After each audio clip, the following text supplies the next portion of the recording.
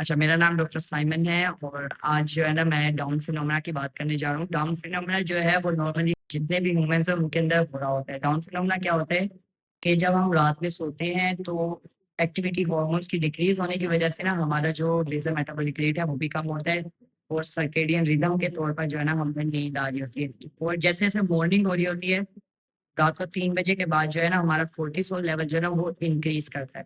Cortisol level increase करता है तो सिम्पैथेटिक एक्टिविटी को बढ़ाता है और हमारे लिए एनर्जी जनरेट करता है ताकि जब हम सुबह उठें तो एक्टिव हों।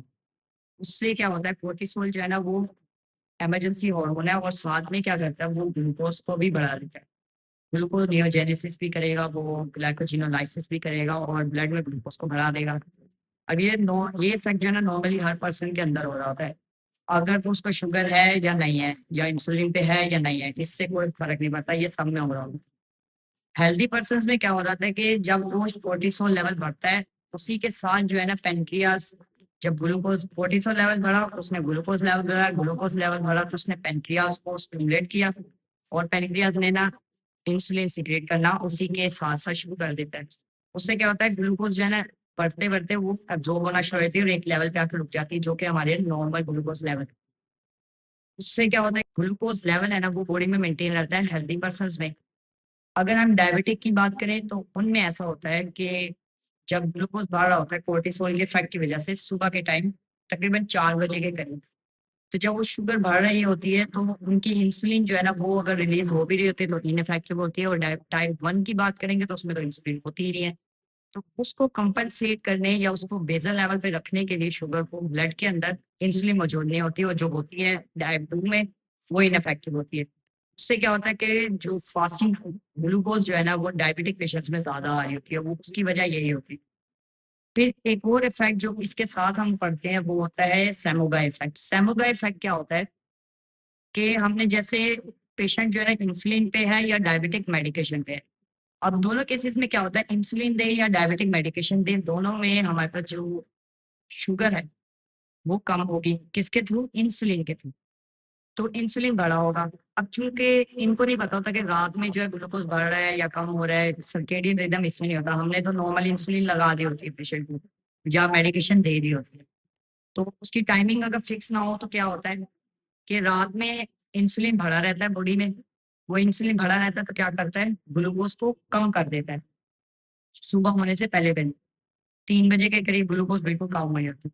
अब उसके इफ़ेक्ट में क्या करता है बॉडी को रिस्पॉन्स जाता है कि ब्लड में ग्लूकोज़ कम है, वो और ग्लूकोज़ जनरेट करता है और इसके काउंटर रेगुलेटरी क्या हमारे पास इफ़ेक्ट आता है कि सुबह के टाइम उनकी ग्लूकोज़ बहुत ज़्यादा बढ़ी होती है।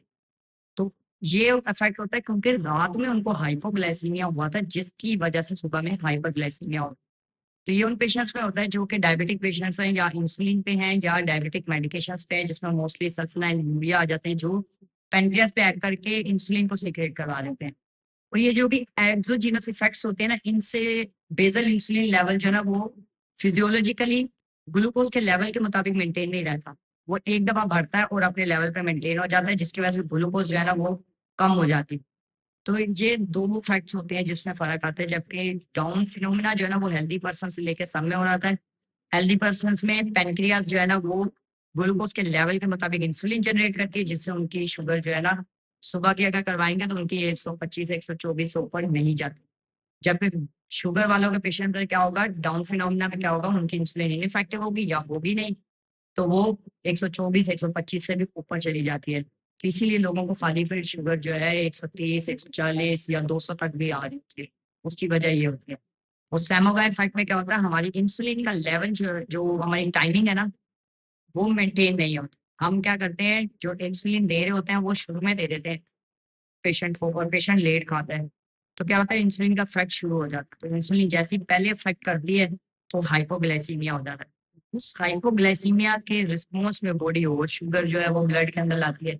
तो इस तरह मॉर्निंग में हाइपरग्लाइसीमिया बढ़ जाता है उन केसेज़ में। अब इन दोनों को डिफरेंशिएट कैसे करना है ये मोस्ट इम्पोर्टेंट होता है। इनको डिफरेंशिएट करने का तरीका ये है कि या तो आप कंटीन्यूअस ब्लड शुगर मॉनिटरिंग करें या हमारे पास तरीका होता है कि 3 टाइम हम मॉनिटरिंग करते हैं। एक होती है 10 से 11 के बीच में यानी कि रात 12 होने से पहले 10 से 11 के दरमियान में हमने शुगर चेक करनी है। फिर एक सुबह 3 बजे चेक करनी है और एक सुबह 7 बजे चेक करनी है। डाउन फिनोमेना में क्या होगा कि रात 10-11 बजे ठीक आएगी हमारे पास शुगर, और 3 बजे जो है ना वो बढ़ना शुरू होगी, और 7 बजे हमें बढ़ी हुई मिलेगी। सेमो का इफेक्ट में क्या होगा, जो हमारे पास 10-11 बजे थी ना वो नॉर्मल होगी, लेकिन 3 बजे क्या होगी, वो डिक्रीज हो जाएगी। क्यों? क्योंकि हमने जो इंसुलिन लगाई है या डायबिटिक मेडिकेशन दिया ना, उसने उसको शुगर को कम कर दिया ब्लड में। अब उसके रिस्पॉन्स में क्या होगा, 7 बजे हमें बढ़ी हुई शुगर नजर आएगी। तो ये सैमो का इफेक्ट, और इसमें अगर हम क्लिनिकली फर्क जानना चाहेंगे ना, तो ये 2-3 तरीके होते हैं, इनसे हम जान सकते हैं। Thank you.